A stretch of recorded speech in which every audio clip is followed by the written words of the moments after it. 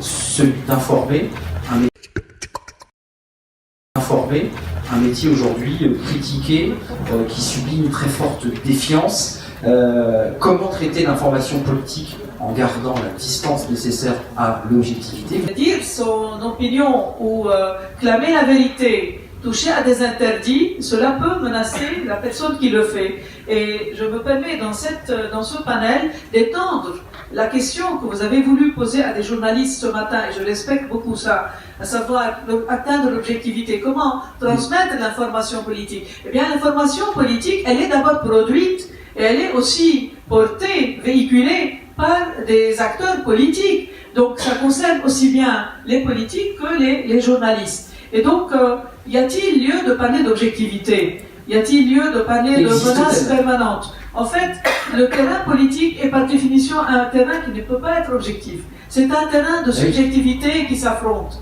C'est une arène, un conflit d'intérêts, un conflit d'idées, un conflit de pouvoir. C'est des conflits qui s'affrontent. Tout ce qu'on a fait en démocratie, c'est fixer des règles du jeu pour que ce combat se fasse pacifiquement. Et des fois, on n'a pas réussi. Il y a des débordements de rue, la contestation de rue, gilets jaunes, ou rouges ou oranges, mais il y a aussi le débordement en guerre civile.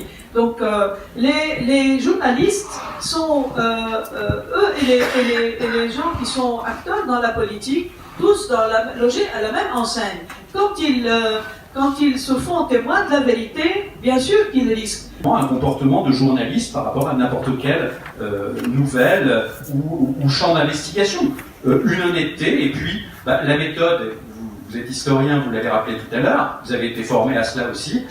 La méthode scientifique, tout simplement, les faits, on travaille sur des archives, on essaye de vérifier, de croiser les sources, de vérifier les informations, tout ce que ne font pas les réseaux sociaux. J'aimerais que les universitaires soient associés à cette réflexion, parce que les universitaires sont les producteurs de l'information et ce sont les premiers à donner du sens, les producteurs de sens, de la perspective, dans l'analyse, tout à fait, et donc ils sont directement, eux, leur posture.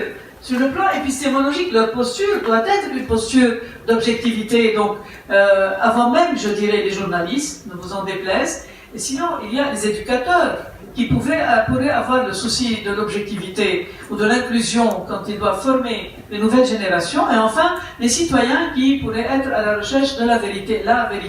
Parce que sinon, les récepteurs peuvent être eux-mêmes déjà alignés, ils s'en foutent de l'objectivité. Ils veulent avoir l'information qui répond à leur ligne politique. Leur miroir. On est devant tout cela. Cette pluralité de la presse, quand on a fait étudier l'histoire, on le voit, a basculé vers une forme de pluralisme des réseaux Internet. Après, il faut en quelque sorte, même au niveau des médias sur Internet, il faut qu'il y ait ce que Max Weber a appelé l'éthique de responsabilité. Je pense qu'il faut d'une certaine façon contrôler ce qui se passe avec Twitter, avec YouTube. Comment là est toute la question.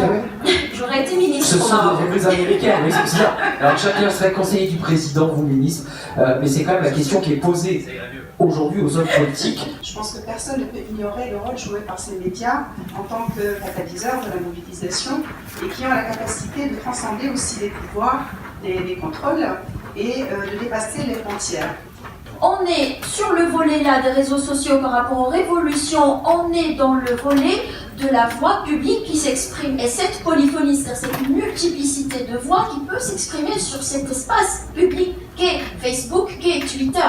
Mais dans le cas de la transmission du message politique, c'est différent. On est au niveau de deux instances. L'instance énonciative du discours politique et l'instance énonciative du discours médiatique. Et ce rapport d'inter-influence fait qu'il y a danger. Si on reproduit mal le discours politique, si on le reproduit différemment, si on opère une sorte de glissement sémantique, c'est-à-dire si on s'éloigne un petit peu en reproduisant le mot, en le répétant d'une certaine manière, alors là on la dérive. On peut aller sur un autre espace, sur une autre zone de réflexion. Il y a ce qu'on appelle l'effet de cadrage, c'est-à-dire où on insiste un peu sur une zone du réel dans le discours journalistique. Il y a aussi les accroches qui sont terribles des fois dans le discours médiatique, dans le sens de rapporter le discours politique. il y a tout ce qui est Les fameuses néologisme. Oui, voilà. On Il y a apprend dans les écoles, en fait. les On apprend plusieurs néologismes approches. d'ailleurs qui sont des fois très peu saisis par le grand public. Et très compliqué à comprendre des fois les néologismes et leur portée symbolique est très compliquée aussi à définir.